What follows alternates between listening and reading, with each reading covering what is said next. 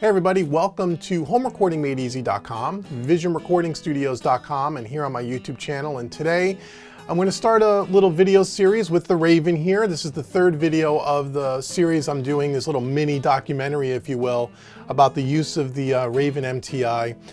In the last couple of videos, we looked at the unboxing, the setup. We looked at me kind of playing around with it with Logic Pro X and giving you my first impressions. And now this video, we're going to start taking a look at it with Studio One. Now keep in mind, as I said in my other videos, that the Raven is not, the Raven software is not available yet for Presonus Studio One. From what I'm told and what I've read, and what maybe some of you have read online, that they're working on the Presonus software for the Raven. It's supposed to come out sometime in the fourth quarter of this year, being 2015. And so whether it will be out this year or not, who knows? Sometimes they don't always tend to hit their target dates. There's a lot of development that goes into this stuff. So, but it's coming. So Studio One version 3 Professional is something that was designed by Presonus with touch capability in mind. From what I've read and from some of the things I've heard from some of the people over at Presonus, is that Presonus Studio One was really developed with the touch technology kind of in mind. And so even though the Raven software is not ready for Presonus yet, I still wanted to try to use Studio One as just simply with a touch screen to see how it fares compared to Logic Pro. As we looked in the last video, Logic Pro X was a little challenging on some of the touch features. Some of the areas were very small, hard to get to with just your finger. And some of that learning curve was also me not being very familiar with Logic Pro. But I'm very familiar with Studio One, as most of the people watching this video know, if you know anything about my video and my YouTube channel. I'm a Studio One Pro user. And so what I'd like to do today in this video, and we'll break this up over a course of several videos, is I just want to set up a song. And I'm going to do a screen capture so I can kind of bring in, during my editing process, I will put this up on the screen so you can get a better view of it. But I also want you to see me kind of working the touch screen just to kind of get a feel for, okay, the Raven is really not ready for Studio One yet, or Studio One is not really ready for the Raven yet, however you want to look at it. But how does it fare as far as the touchscreen goes? And one of the additions that I picked up since our last video here is I did pick up a stylus pen. I mentioned that in the last video because some of the areas are kind of small, and trying to get your finger on some of these smaller elements on the screen, that maybe a stylus pen would be better. And I've only tried it a little bit and it seems to work well, but we'll have to see. Again, I haven't really done any preparation prior to hitting record here. I'm kind of doing this in real time to show you how, again, a new user would kind of use the Raven right out of the box. So you can kind of get a feel for what it's like to kind of set this thing up and see what kind of struggles you may go through, or some things you may not have as much of an issue with as maybe I did. We'll have to see, or you'll have to see. So anyway, what we have in front of you here is a Studio One session. I created a new song. I haven't imported any files yet, but I just set up a new track. And I don't think in this video we're really going to hear any music, so to speak. We're not going to do any mixing, so to speak. Again, this is more of a setup and functionality.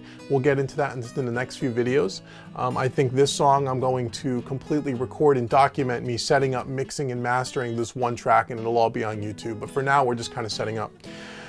So here is the screen here, and what I'd like to do is, right now all I have is I opened up my template here. I have my busing system as part of my template and my print track, which we'll talk about later.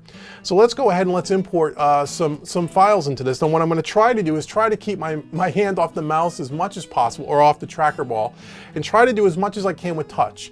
And then I'll kind of talk you through what I'm experiencing, and if I have to grab the mouse at one point, I will. I'm going to have to, because again, there's no batch commander yet, so a lot of these things are going to be have to touch the tracker ball. But as the Raven software comes online with Studio One, a lot of the tracker ball tasks may be done with batch commander. We'll have to see. And I'll use my stylus pen where appropriate. So I'll start off with just trying to get some files in here. So let's hit the browse button. And let's open up the browser and let's go over to files like we normally would. And again, I'm going to kind of try to sit in a way that's a little off position here from the touch to kind of talk to the camera. So keep that in mind. If I'm turning my back to you a little bit, I apologize up front. I'm just trying to give you as much of a real world experience as I can here. So I'm going to go over and try to get my my audio. So let's see, okay, here's our stems for this particular song. And now the one thing that I'm gonna notice, let's see, can we scroll the browser? No, we can't really scroll. So I'm gonna try to use the stylus pen here. Yeah, the stylus pen seems to work okay. And this is not a very big song as far as the amount of tracks. So there's acoustic guitar. Now again, to highlight all of them, I'm gonna have to hold down Shift on my keyboard, and and again, keep in mind too with the touch, I'm actually left-handed, not right-handed, so no, I'm using my right hand quite a bit. Okay, so now that we have everything highlighted, let's see if we could just pick it up and drag it in, which we should be able to. So if I just pick this up and drag all the WAV files in. Oh, maybe I didn't place it in the right spot. Let me try that again. Okay, that seems to respond quite well. Let's close the browser. Now again, we can use the zoom keys on my keyboard here, but I want to try to do this again using the screen as much as possible to see, and that was one area with Logic that we had a problem with, was getting the touch on the zoom. There we go. Zoom all the way out to kind of see our audio here. And I don't see our snare track for some reason. Let's see what we got going on here. Trying to scroll with the sidebar here. We could do it with the stylus pen. So it looks like it didn't grab,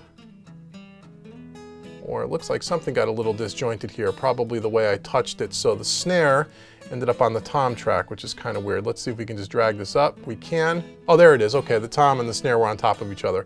Okay, so far not being able to just scroll up and down. Again, this will probably be part of the Raven software, not being able to just scroll through the edit screen quite yet. But we got all our tracks in here, which is pretty good. You can see them down here in the mixer. Let's try to highlight all our tracks and move our tracks to the left of the busing system, which is how I would typically lay this out. So we got to highlight the first track, hold down Shift, highlight the last track, and we should just be able to pick this up and drag this over to the right side. Okay, that worked out kind of well. So already using the mixer in Presonus Studio One seems to be a little bit more accurate, a little bit easier than what it was with Logic. Logic moving stuff around the mixer seems smaller to me. This seems, just the way it's laid out, the faders and everything and the track sizes just look larger than what Logic did. Logic seemed like it was a little bit smaller looking. And again, I don't know. Logic Pro X, I think, was designed and built and released right around the same time as Studio One version 3 or even version 2. So the Studio One mixer and stuff looks to be a little bit bigger on the screen. You might be able to notice that from the screen capture, I'm not sure. But it looks like it's a little bit easier to handle just on its own than the Logic mixer so far. So we have all of our stuff here. So now I'm going to rearrange the tracks just using my finger here to get all my drums and everything laid out the way I normally would. So we start off with our kick track here, highlight it and drag it. Snare. Let's see, hi-hats. Toms. And the overhead. Okay. And then we'll do the bass guitar, acoustic guitar, fiddle, lap steel, lead vocal, vocal harmony. Okay, so again, that moves pretty good. So now what I want to do is I want to change some of my, I'm going to use my stylus pen here to just kind of make sure the inputs are all set properly. In this case, it'll be none. We'll explain the routing a little bit later. But again, just now see if I can do this with my finger in a way that makes, even with your finger, it's a lot more accurate. One of the things, again, I noticed when using Logic is that it was very difficult to get that touch and get it accurate. I felt myself kind of have to poke around. And again, this is not a knock against Logic. I'm just, again, trying to give you my real world experience between the two. And so again, I don't even need the stylus pen to do that, where I did with the Logic mixer. That's helpful. So now I'm going to route everything to my buses the way I normally would. So let's route our drum track over to our drum bus, our drum track. So I'm going to highlight, hold Shift, highlight, and then I'm going to go ahead and go from the output to the drum bus. Again, very easy, very accurate. Bass, we're going to go over to the bass bus. And again, using my finger, not the stylus pen. Acoustic guitar. Guitar bus. We'll put the fiddle over. We'll put that at the keys bus, and we'll change that to lap steel, Oops. Over to the guitar bus, lead vocal bus, and the background vocal over to the background vocal bus. Okay, I noticed that my buses are a little bit out of... Okay, so I'm able to scroll with the bottom scroll bar pretty easily, pretty accurate. It wasn't hard to get the touch accurate, which is important. Again, I had a problem with that with Logic. So I'm gonna move this bus over. It's in the wrong spot. Moves right over, no problem. Okay, scroll back over. So now I'm gonna color code. And again, I know these are just basic tasks, but just to see again how quick we can move through this. So if I hold down Shift, I like all my drums to be brown, easy. Okay, bass, just touch down in the track name. I'm gonna change that to blue. Acoustic guitar, change that to a shade of green. Fiddle, maybe a different shade of green. Lap steel, a different shade of green. Lead vocal, yellow. And my background vocals, some other kind of yellowish. Okay, so that was really accurate, really quick, no misfirings, if you will, trying to touch the screen. Again, that felt a lot smoother than what I was experiencing with Logic. Okay, so now I'm gonna save this for a minute. I'm gonna use my macro. I'm just gonna save. It says, do I wanna copy all the songs into my file? Yes, I do. And we're gonna copy everything. So far, the touch seems pretty right on, which is great. The buttons are big enough, everything is big enough, it's easy to get accurate touching, which is super important. And again, mind you, over time, you're gonna get a lot faster at this. This is my first time doing this. I wanted to do this in real time for you so you don't see someone who's been well rehearsed or practicing. I wanna show you what it really is like right out of the box. Okay, so there we go. So we have all of our busing systems set up. Everything is routed to our buses. This is good. If I were to play this back, you will probably hear some audio. Let's see, I'm gonna bring the playhead all the way back to the beginning. Can I just double? Okay, let's hit this and let's hit play. Don't know how loud this is gonna be. I'm not wearing my headphones. I'm just gonna see if we got signal here. Let's move the playhead up. Okay, you might be hearing that, you might not, I don't know quite yet. Check my headphones here. Oh, not yet. Oh, I know why, because I got to turn on my monitor button. Baby, there we go. Do what you're about to do. Just wait before you go too far. Okay, so we got signal, we got some audio happening. That's great. We got everything lined up, color-coded, routed properly. Everything is being routed to my busing system, and then from there, it's being routed out of my interface into my analog summing device. We've talked about this in other videos. I won't spend too much time on it. The analog gets summed. It comes back into Studio One on channel 7 and 8, which is right here. And I'll color code this maybe pink so you can see it better. And that is the summed audio. So think of channels 7 and 8 here as my master bus, is where I'll put all my master plugins on my master effects.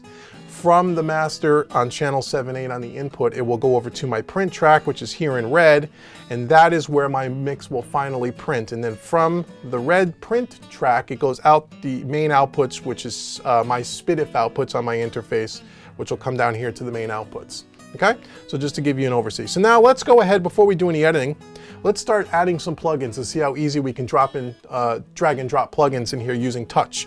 So let's open up the mixer and let's extend the mixer. Again, very easy. One of the things, again, I'm going to point it out. If you didn't see the last video, go check it out with me doing this with Logic. One of the issues I had was trying to do things with track sizing and extending the mixer, where you have to get down right in the proper spot to get the cursor to kind of change to that little up and down arrow to be able to move things up and down. I was having a heck of a time getting my finger in the accurate spot, which is why I bought a stylus pen. But I could see on Studio One, it seems like it's easier for me to find that sweet spot. You know, I pick up my finger, drop it down, and just move it. Okay, I didn't have that much success with Logic, and I haven't been practicing, I can assure you. So let's go ahead now, let's drop some plugins on. So on my master bus, I already know what I'm going to put on. So let's go to Browse. Let's go up to Effects, and let's go to my Slate Digital. Let's put on the virtual mix rack. Now, one thing I think I can't scroll. Yeah, I want to be able to scroll the browser. Can't do that yet. So I'm just going to use the stylus pen to do that. To kind of scroll through. Oops, there we go. Let me just see. Oh, having a little bit of a difficulty with that. Not sure why.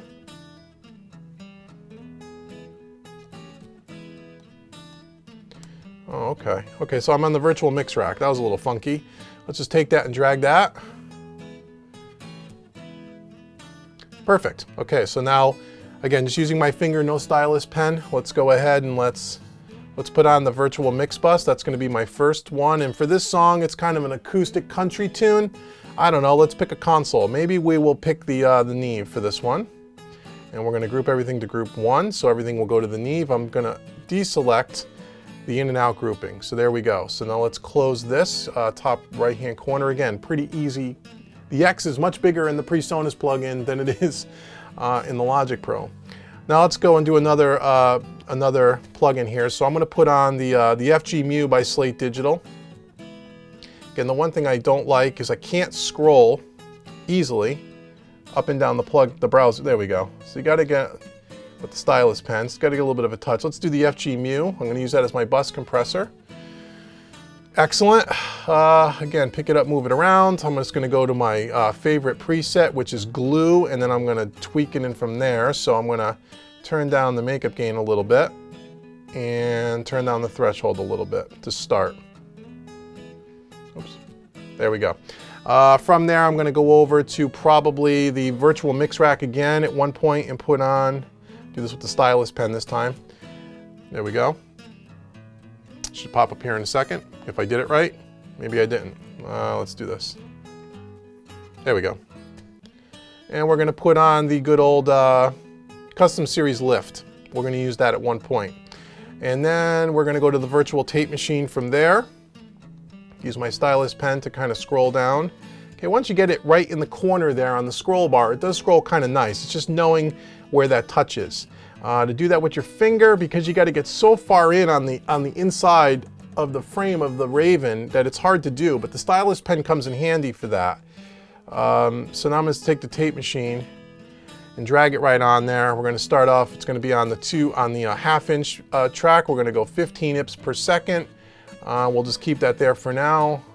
Oop, close that up. Okay, so pretty easy to just drop the plugins on. Again, everything is nice and big. The windows are nice and big. I didn't have much trouble with the accuracy of touching.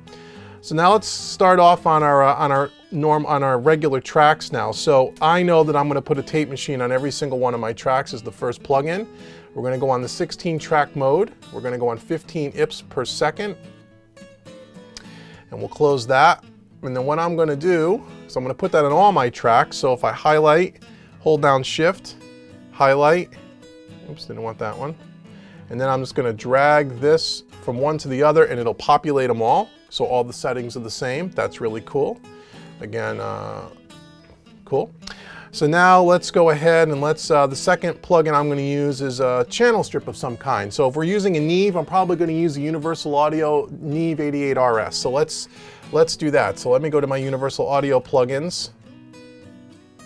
And let me find the Neve. Again, I'm not going to be able to scroll with my finger. I'm going to have to use the stylus, which is okay.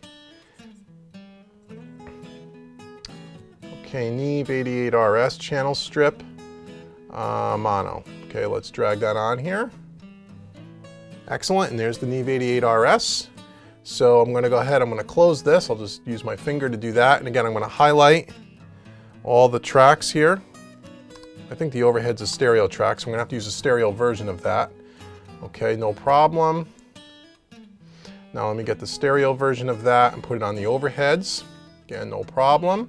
And now I'm going to do the bass through the acoustic, or through the vocals, and I'm going to drag the mono version of that over, and it populates them all.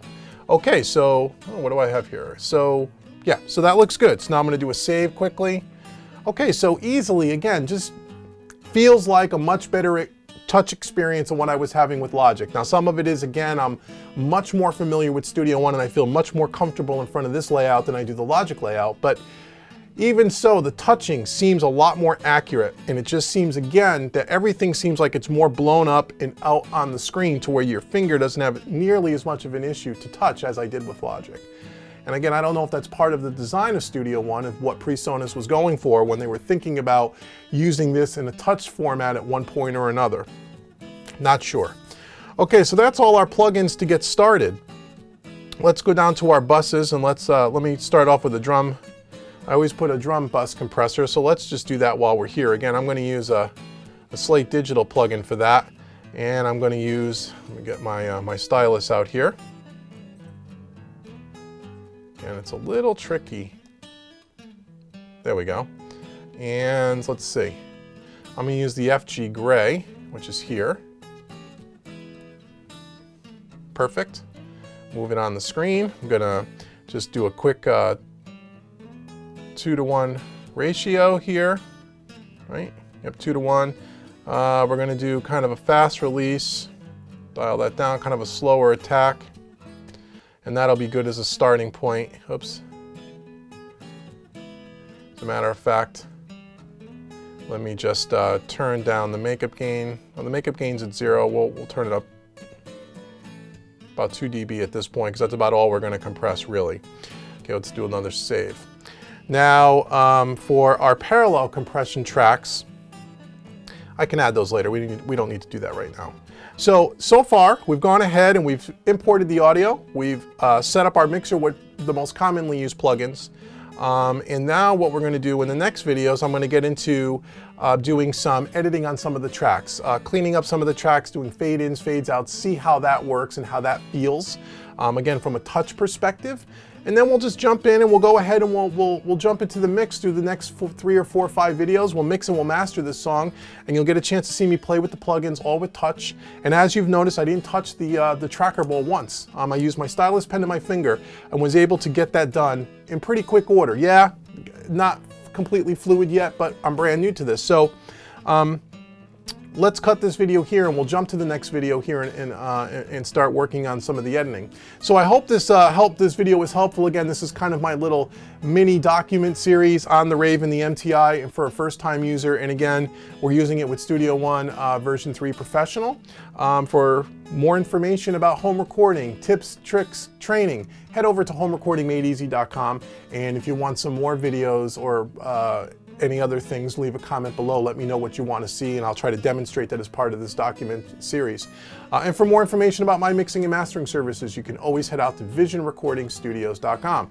So until the next video with the Raven MTI, this has been David with homerecordingmadeeasy.com, and I will talk to you guys all soon. Take care.